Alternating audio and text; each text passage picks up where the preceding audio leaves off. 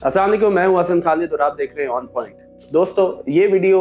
जो है वो रजब भट्ट साहब के फैंस के लिए है और जो उन लोगों के लिए भी है जो रजब भट्ट साहब को गालियां भी निकालते हैं, जो उनको पसंद नहीं करते, और मैं भी उनमें शामिल होता हूं। तो उसमें वीडियो के शुरू में मैं ये बात ज़रा क्लियर कर दूं कि इस वीडियो में ना तो मैं फैक्ट्स में जाऊंगा, ना तो मैं ज़्यादा डिटेल्स आपको बताऊंगा, क्योंकि बहुत सेंसिटिव इश्यूज हैं। ये जो इंडिविजुअल हैं जिसकी हम बात कर रहे हैं, जो शख्सियत है रजब भट्ट नामी, इसने कसम खाई हुई है कि इसने अपने फेम की खातिर, अपने व्यूज़ की खातिर और अपने आप को मशहूर रखने के लिए ये हर उस हद तक जाता है कि जहाँ पर उसको व्यूज़ आए, कि जहाँ पर हर जगह रजब भट्ट की बात हो रही है। मैंने जो इन पर पिछली वीडियो बनाई थी, जो जब इनका ये मामला हुआ था एक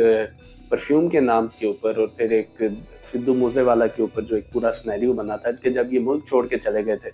तभी मैंने अपनी वीडियो में कहा था कि मेरा दिल तो नहीं करता कि मैं इस बंदे के ऊपर कोई वीडियो बनाऊं, क्योंकि मुझे लगता है कि इन जैसे लोगों के ऊपर अगर आप वीडियो बनाएंगे तो अपना वक्त ज़ाया करेंगे, और ये आपका जो टाइम है, एनर्जी है, उसके काबिल नहीं है। लास्ट टाइम जब ये बंदा गया था भाई, तो वहाँ से जब उसने अपीलें की, मुफ्ती मुनीब रहमान और कई लोगों को उसने अपीलें की कि मेरा ये मामला जो है वो सेटल करवा दिया जाए और मुझे वापस आने की इजाज़त दी जाए,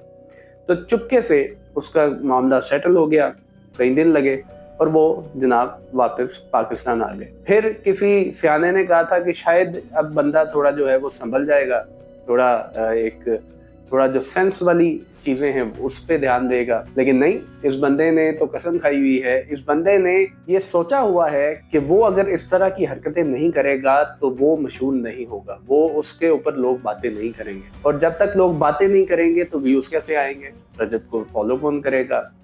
ये इतने घटिया लोग हैं कि, और ख़ास तौर पर ये, बाकी तो चले साइड पे हो जाए, इतने इश्यूज उनके तो नहीं निकलते। ये इतना घटिया आदमी है कि कभी ये मज़हब का इस्तेमाल करता है,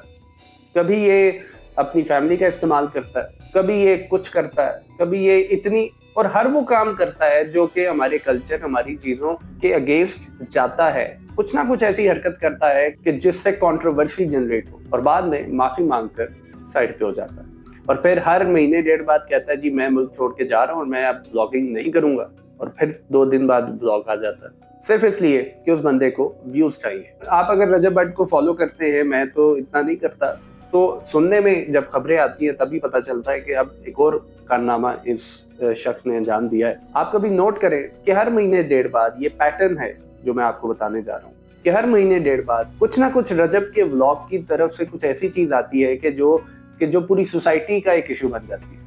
कि जी कभी वो कोई मजहबी किसी इवेंट में कुछ ऐसा कर देगा, कभी किसी से लड़ाई ले लेगा, या कभी हमारी जो सोशल नॉर्म्स हैं उनके खिलाफ कुछ करेगा। तो ये पैटर्न है जिससे उसका जो रोजी रोटी है बेचारे की वो चलती है। तो आप भी उसको इतना सीरियस ना लिया करें, और ना ही वो सीरियस लेने वाला बंदा है, ना ही उसके कंटेंट में इतनी वर्थ है, पर लोग हाँ उसको देखते हैं, उसको फॉलो करते हैं। और यही सबसे बड़ा अलमिया है कि हमारी सोसाइटी जो है वो ऐसे लोगों को फॉलो करते हैं, उनको देखते हैं, उनको पसंद करते हैं, और फिर उनके लिए एक दूसरे से लड़ते भी हैं कि जी वो ठीक है, फलां ठीक है, फलां ने ऐसा कर दिया। पार्टीज की जीनत है जनाब, शादियों की जीनत है। शादियों पे रजब भट्ट साहब की बात हो रही है कि जी रजब भट्ट साहब ने आज ये कर दिया, आज ये हो गया, आज वो उससे लड़ पड़ा, तुम्हें पता है कि तुम रजब ने क्या किया। खुदा का वास्ता है, ये हमारी सोसाइटी का चेहरा मत बनाए। आपको मैंने पिछले भी वीडियो में कहा था कि अगर किसी सोसाइटी को आपने एनालाइज करना हो तो आप सबसे पहले देखेंगे कि यार ये लोग पसंद किस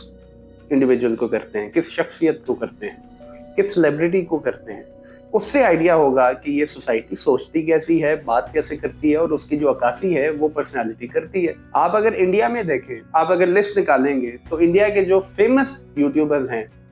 वो एजुकेशनिस्ट हैं, वो इंटेलेक्ट पे बात करते हैं, वो लोगों को एजुकेट करते हैं, वो वीडियोज़ ऐसी बनाते हैं कि जिसमें लोगों को कुछ सीखने को मिले, हिस्ट्री बताते हैं, जिसमें इंटेलेक्चुअल बातें होती हैं, कुछ पढ़ी लिखी बातें होती हैं कि जिससे सोसाइटी में कुछ चेंज आ सकता है, सोसाइटी कुछ सीख सकती है। उसके कंपैरिजन में अगर आप पाकिस्तान में देखें तो पाकिस्तान के टॉप यूट्यूबर्स की अगर आप लिस्ट निकालेंगे तो आप हैरान होंगे कि हमारे जो टॉप यूट्यूबर्स हैं उसमें ज़्यादातर वो लोग हैं जो व्लॉगिंग करते हैं, जो डेली व्लॉगिंग करते हैं, जो कि अपनी फैमिली दिखाते हैं, जिनके पास कंटेंट नाम की कोई चीज़ नहीं है, कभी जनाब कंटेंट क्या आता है जी कि जी नया मोबाइल ले लिया, नई गाड़ी ले ली, गाड़ी में आज हमने ये कर दिया, आज मैंने अपनी बीवी से लड़ाई कर ली, आज मैं अपनी माँ से लड़ के आ गया। ये कोई कंटेंट थोड़ी है, इसमें कोई कुछ सीखने को किसी को क्या मिलेगा। इससे तो बस यही है कि लोग फिर इससे इन्फ्लुएंस होके इसी तरह की हरकतें करेंगे और इसी तरह का अपना आइडियल बनाकर जी जनाब अगर रजब भट्ट साहब लड़ता है लोगों से तो हम भी लड़ेंगे, रजब की तरह बनना है ना हमें। तो ये एक मेरी रिक्वेस्ट है कि जो लोग